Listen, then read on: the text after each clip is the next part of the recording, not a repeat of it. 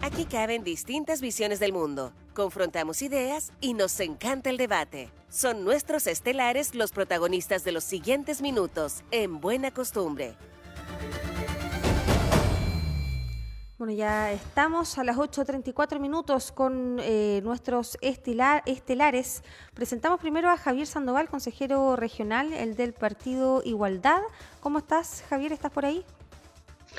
Sí, hola María José, un Muy gusto buenos estar días. nuevamente en el programa. Buenos días a Paz Carpentier y al público que hoy día nos acompaña. ¿Estará Paz por ahí? Ah, ya llegó Paz. ¿Cómo estás, Sí, abogada, aquí Fundación Juntos estoy. Más Libres?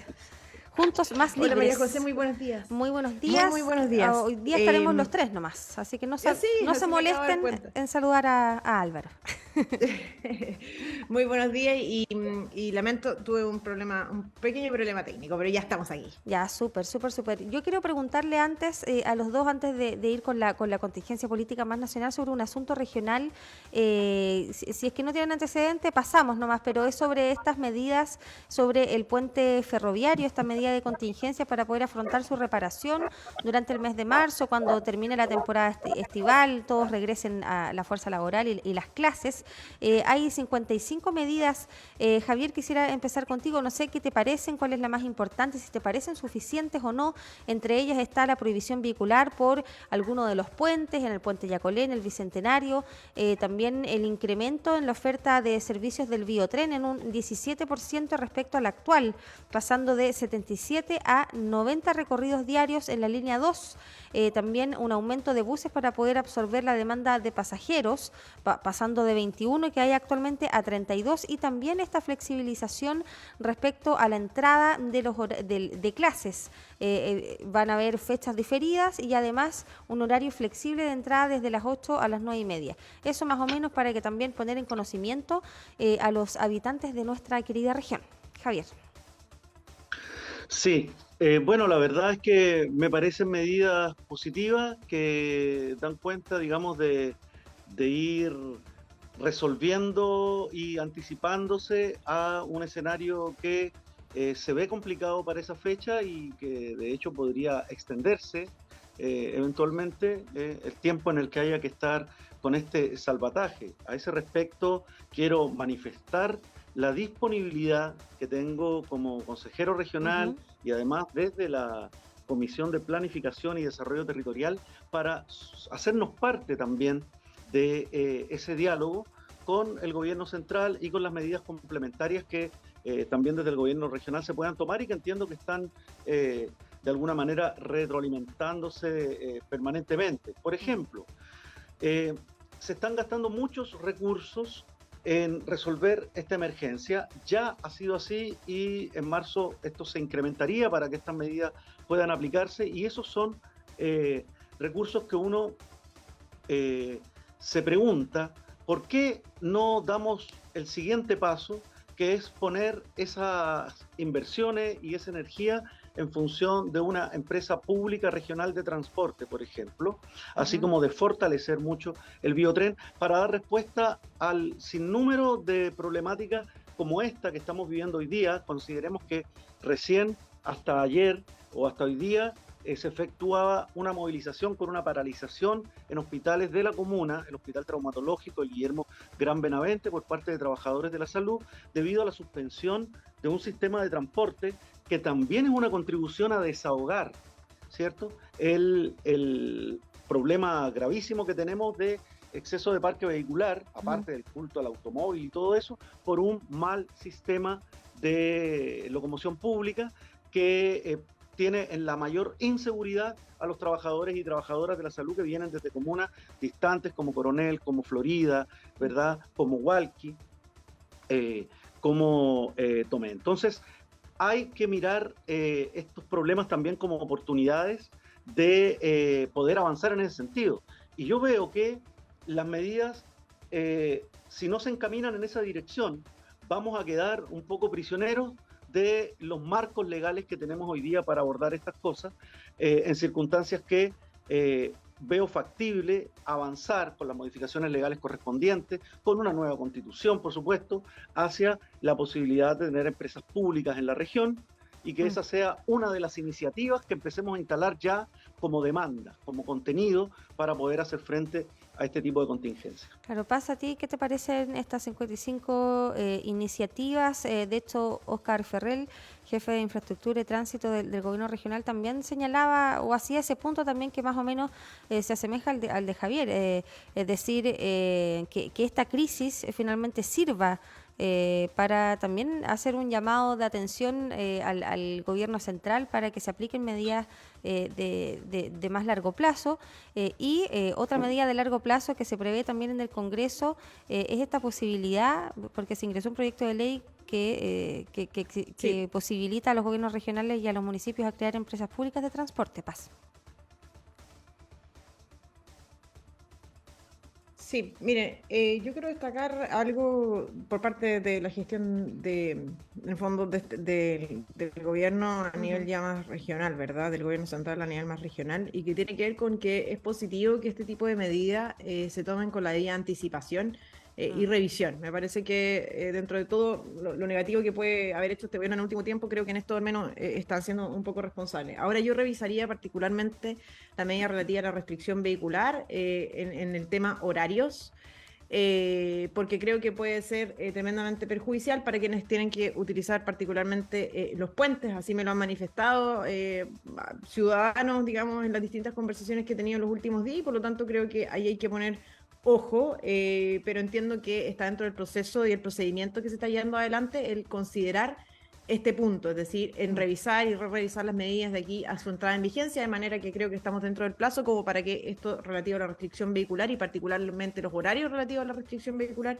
pueda ser modificado o debidamente complementado para poder equilibrar el tránsito no solamente de vehículos, sino que también de camiones, que creo que son lo que más contribuye a sobresaturar, digamos, el tránsito eventualmente por la ausencia del puente ferroviario. Eso por una parte.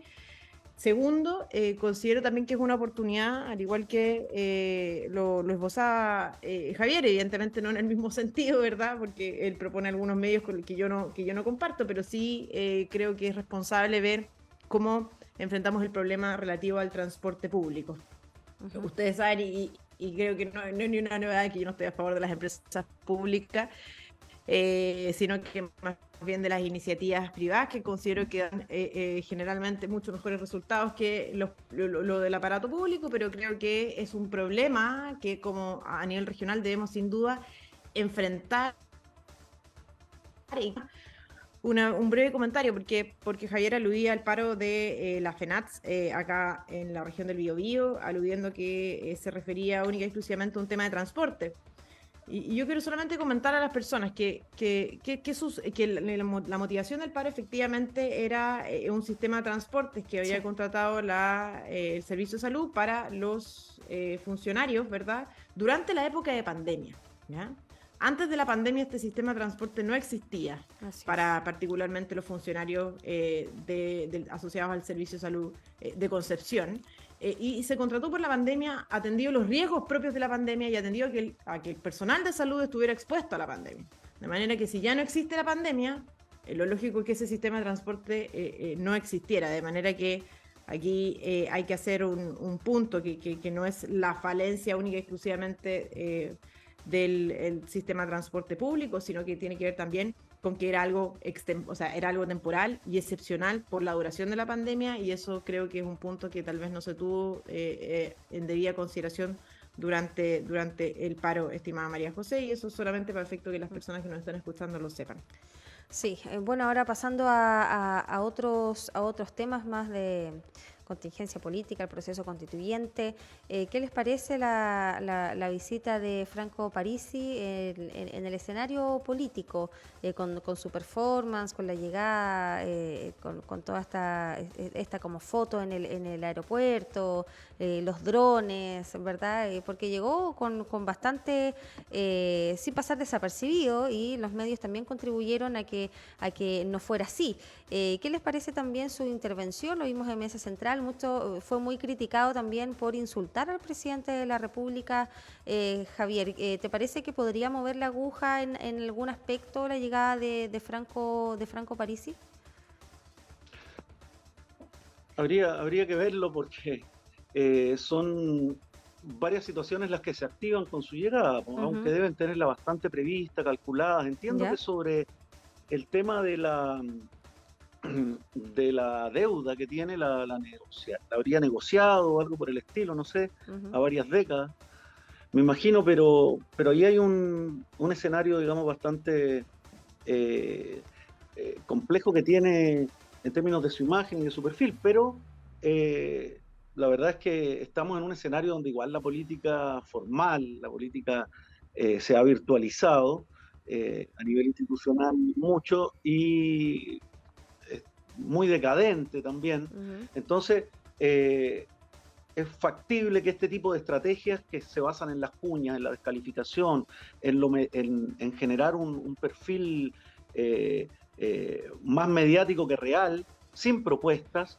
eh, tenga algún asidero que ellos hayan podido calcular, Mm. una oportunidad en este escenario que da para todo. Pero yo veo que tiene un perfil muy cuestionable para asumir la presidencia del país, eh, alguien como él, digamos.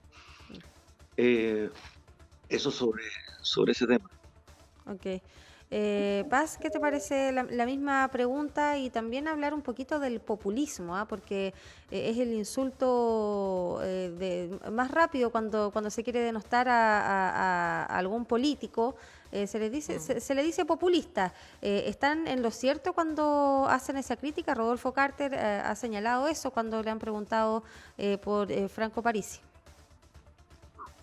Mire, yo pienso que el Partido de la Gente se ha transformado, se ha venido transformando en el último tiempo en un partido cada vez más relevante. Los Ujú. resultados en las elecciones parlamentarias lo demuestran y por lo tanto yo creo que este partido merece el mismo trato que cualquier otro partido. Ok. Ahora uno tiene que tener en consideración también un trato respetuoso, a eso me refiero, que muchas Ujú. veces no se trata con el mismo respeto al PDG que al resto de los partidos políticos. Lo que sí, lo que está atravesando el PDG en este momento es un periodo en el fondo, de desarrollo, en términos que es un partido que recién está naciendo, con un éxito que nadie se lo esperaba y por lo tanto están teniendo los problemas propios de un partido en esa situación. Ahora, dicho esto, Franco Parisi sin duda tiene un liderazgo que es indiscutible dentro del Partido de la Gente. Y creo que en un momento tan crucial para Chile como es este, era lógico que Franco Parisi pudiera venir a Chile a tener reuniones con las directivas regionales y aportar sin duda a la elección de los mejores candidatos para ir al Consejo Constitucional. Ahora, en relación al populismo, ¿verdad? A mí me parece que en el último tiempo sí, habitualmente se descalifica, se cancela a las personas que piensan distinto, ¿verdad? O que en muchos casos ponen temas que son tremendamente importantes para la ciudadanía, pero que aparentemente no son los más populares desde la perspectiva de la política. Y voy a aludir a uno que es bastante, por así decir, mediático, y que el Partido de la Gente particularmente le ha dado importancia y también el Partido Republicano originariamente, sin perjuicio que de manera posterior otros partidos fueron tomando la bandera tendida y que fueron constatando que este era un problema que para la ciudadanía era importante, como por ejemplo los temas de inmigración, ¿verdad? Ujú. Por lo tanto, a mí no me parece calificar de buenas a primeras a un liderazgo o a un partido político de populista cuando levanta temas que sin duda son importantes para la ciudadanía hoy, como lo era en su época o como lo es hoy, ¿verdad? La inmigración, pero cuando quienes comenzaron a levantar este tema originariamente fueron tachados de populistas. Mm. Y hoy es sin duda una de las prioridades de la ciudadanía por lo tanto no me parece adecuado tachar de buenas a primeras a los liderazgos por levantar temáticas que aparentemente no son populares para la política, pero que son importantes para la ciudadanía, María José. Claro, pero ahí también hay se alude a las inconsistencias en las respuestas que da Franco Parisi cuando le preguntan, por ejemplo, si él gobernara, ¿con quién gobernaría? ¿Ya? Y no responde la pregunta, dice, bueno, con los mejores, hay muchos, pero se ve ahí una inconsistencia que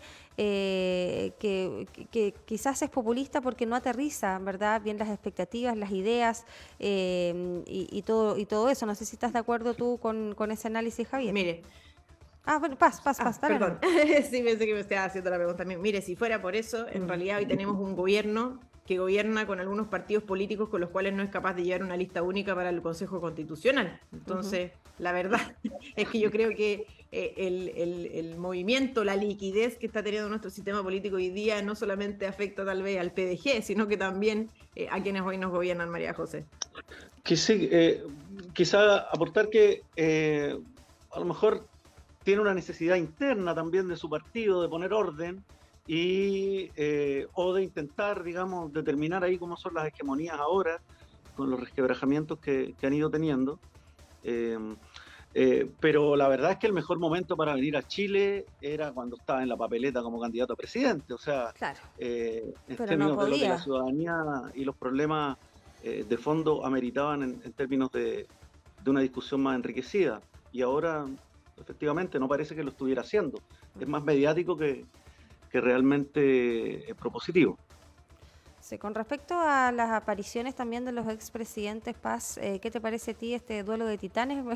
Dice el titular de La Tercera, entre la expresidenta Michelle Bachelet y el expresidente Ricardo Lagos, porque ahí está el desacuerdo, el que tú misma mencionabas, la lista única o la lista separada entre Apruebo Dignidad y Socialismo Democrático. Ricardo Lagos está o valoró, ¿verdad?, la posibilidad de solo el liderazgo del Socialismo Democrático, y por otra parte Michelle Bachelet condicionó su participación como candidata a una lista única. ¿Qué te parece a ti este primero condicionamiento que puso la expresidenta Michelle Bachelet, y qué te parece que también los expresidentes tengan voz en esta materia?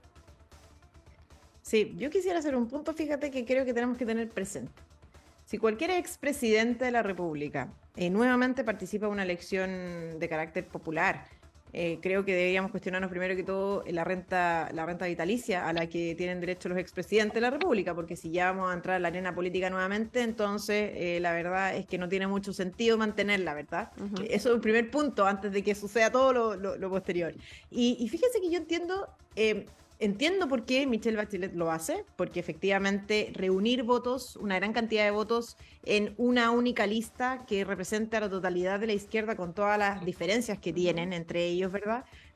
Puede ser muy rentable electoralmente, teniendo presente que son muy pocos los candidatos o los electos que van a integrar el Consejo Constitucional, y por eso es que se da esta discusión de la lista separada o única, para que las personas que nos escuchen entiendan que si logramos reunir muchos votos en una única lista, entonces uno tiene más posibilidades de sacar una mayor cantidad de candidatos. Esa es toda la discusión. Claro. Pero yo tiendo a comprender y a compartir lo que señala el expresidente Lagos, que es, ojo, que gran parte de las dificultades que hoy tenemos en la política, por lo menos en lo que dice relación con la ultraizquierda y la socialdemocracia o la centroizquierda, ¿verdad?, tiene que ver con que durante muchísimos años la política ha venido sufriendo una degradación. Y desde mi mirada, la degradación tiene que ver con la pérdida de identidad de los partidos de la centroizquierda, que al final del día han terminado siendo el vagón de cola de los partidos de la ultraizquierda. De hecho, uno vio, digamos, durante mucho tiempo cómo aceptaron este maltrato a los últimos 30 años, los últimos 40 años, ¿verdad? Y lo toleraron durante muchísimo tiempo. De alguna manera se desdibujó completamente el proyecto político de la centroizquierda, asimilándose muchísimo más al de la ultraizquierda, y a mí me parece que es un buen momento para reivindicar el trabajo que hizo la Concertación en los últimos 30 años, ¿verdad? Los famosos 30 años, pero también para reivindicar y para reposicionar un proyecto político que es necesario para Chile y que es mucho más cercano al centro político y que tiende a convenir, a generar mayores acuerdos y mayor gobernabilidad a Chile que lo que es la ultraizquierda, porque los resultados de un gobierno de ultraizquierda ya están a la vista y las personas lo perciben día a día en su casa, María José. Javier, respecto a lo mismo.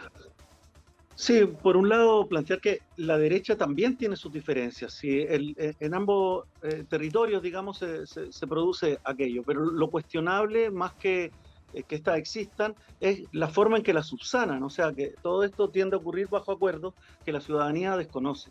Y ahí es donde se genera una política y se consolida una política sin transparencia, que es uno de los tantos problemas que se busca, digamos, revertir y corregir mediante una participación más democrática y directa en el Estado, a través de un nuevo Estado. Entonces, cuando tenemos una política así de dañada o degradada, tú planteas Paz, sin transparencia, ahí tenemos un factor de desconfianza de la ciudadanía grave, digamos, que tenemos la responsabilidad de mirar, de abordar, de corregir.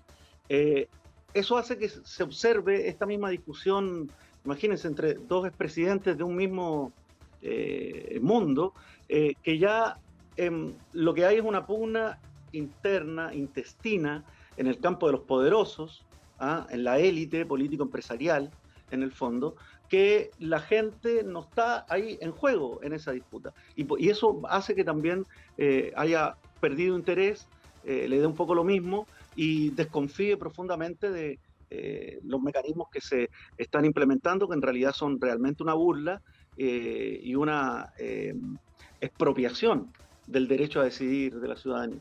¿A qué mecanismo te refieres, Javier? Ahí me...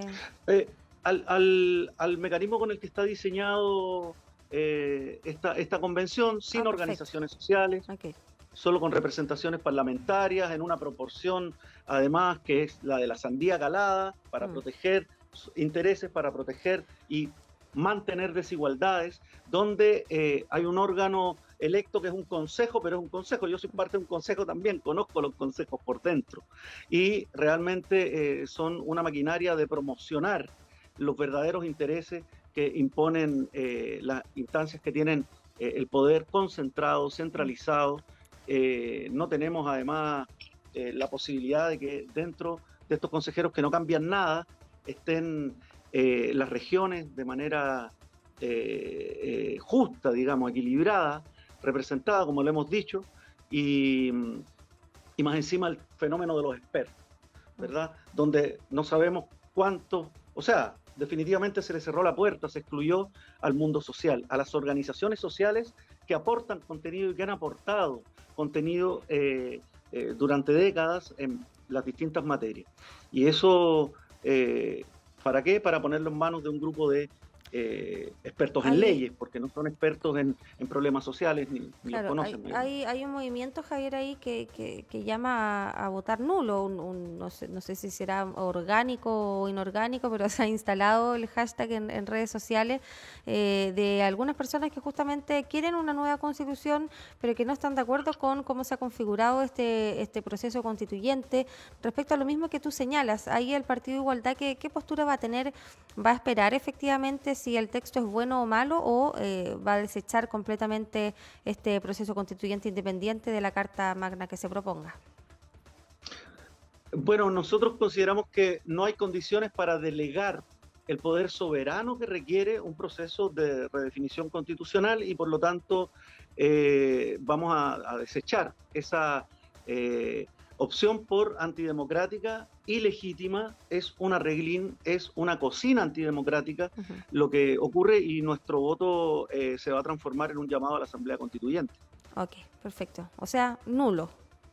Sí. O sea, nulo. Paz, tú tampoco... Oiga, sí. No, mira, dale, es que lo que pasa es que Javier dice, porque es raro, porque Javier yo creo que está en una evidente contradicción. ¿En qué sentido? Porque él apoyó el proceso constituyente anterior y ahora está en contra de este nuevo proceso, pero la verdad es que la Convención Constitucional, Javier, tampoco tenía el poder constituyente originario, también era una mera comisión redactora que posteriormente tenía que plebiscitar este proyecto a través de un plebiscito salida que fue este 4 de septiembre y que fue efectivamente ampliamente rechazada. Entonces, la verdad es que ahí hay una contradicción evidente. Y segundo, quiero aclarar una cosa, porque este nuevo proceso constituyente consta de 3 órganos. Es un consejo constitucional que va a estar integrado por 50 personas electas de conformidad a las reglas que actualmente tenemos para los senadores, de manera que aquí van a estar mucho más representadas las regiones que incluso que en la ex convención constitucional. Es decir, el poder relativo, por así decirlo, que van a tener las regiones por sobre la región metropolitana, por los votos en concreto, va a ser mayor, ¿ya? Por lo tanto, van a estar ahí la visión de la región y por lo tanto los consejeros constitucionales que escojamos tienen que ser, ojalá, personas de las regiones y no votemos por gente que no sea de nuestras regiones. Y que cuando me refiero a que no sea de nuestra región, me refiero a personas que no hayan vivido ni estudiado sus carreras universitarias o técnicas en la región del Biobío. Eso a mí me parece fundamental. Y además va a tener otros 2 órganos, ¿verdad? Que va a ser este comité de expertos que van a redactar un anteproyecto, que es una mera propuesta que le van a hacer al Consejo Constitucional. Si el Consejo Constitucional, si el Consejo Constitucional no está de acuerdo con este anteproyecto elaborado por este comité de expertos, bien pueden agarrarlo y tirarlo a la basura sin ningún tipo de consideración, digamos. O sea, hay que tenerlo claro eso. Y el comité técnico, ¿qué va a hacer este tercer órgano? El comité técnico lo que va a hacer es discernir, decidir si es que alguna norma aprobada por el Consejo Constitucional se escapa de los bordes previamente establecidos en las normas que regulan este nuevo proceso constituyente, ¿ya? Por lo tanto, va a ser una especie de árbitro. Por lo tanto, son 3 órganos que van a elaborar que van a participar activamente de este nuevo proceso constituyente. Ahora bien, yo tengo mis diferencias con los miembros electos para tanto el comité técnico como el Consejo de Expertos, porque efectivamente allí quedamos muy débiles en lo que dice relación con la representación regional, y en eso sí lo comparto con Javier, no así respecto de lo que es el Consejo Constitucional. Por lo tanto, yo creo que ahí hay un punto que hacer, una crítica bastante importante que hacer a quienes designaron a estas personas, y yo me pregunto entonces, ¿dónde están los parlamentarios regionales diciendo, oiga, aquí en este listado que usted me presenta de comité de expertos o de comité técnico, hay pocas personas que hayan vivido y estudiado en las regiones? ¿Dónde están nuestros parlamentarios en términos transversales, estimado Javier, te lo digo? ¿Dónde están nuestros parlamentarios de las regiones haciendo ese punto para negarse a votar a un consejo de expertos, a un comité técnico que no tenga una representación regional como corresponde? Y eso es algo transversal a la política y una crítica que hacer a nivel transversal. Paz, tú estudiaste acá en la región y suenas como candidata. Sí, pero no voy a ser candidata al Consejo Constitucional. No vas a ser candidata. Ya. No voy a ser candidata. Pero igual, gracias por esa pregunta. Pero yo preguntaría... Estamos en la hora, Javier. 20 segundos. No sé si ya, cuando Paz se refiere a los candidatos a las regiones, así como somos representados regionalmente por el senador Keitel, por ejemplo, no sé si Paz esperas que Keitel sea el que lo haga. Hay todo un mundo político que ya se había jubilado porque es responsable y que ahora reviven como alternativa al aparecer como candidato. Nosotros apoyamos un proceso que no era mixto, sino que era con elección universal, con más de 160 iniciativas de ley ciudadanas, con actores sociales, y no solo lo apoyamos, lo impulsamos en la calle. Está en la génesis del Partido de Igualdad avanzar en eso, en ensanchar la democratización. Nuestro horizonte es la Asamblea Constituyente, pero con esto se involuciona respecto del avance que representó el proceso anterior. Ok, muchas gracias. No hay más espacio para intervenciones. Que estén muy bien. Un abrazo grande, María José, para ti y para todos los que nos escuchan. Buena semana. Chao. Chao. Muchas gracias.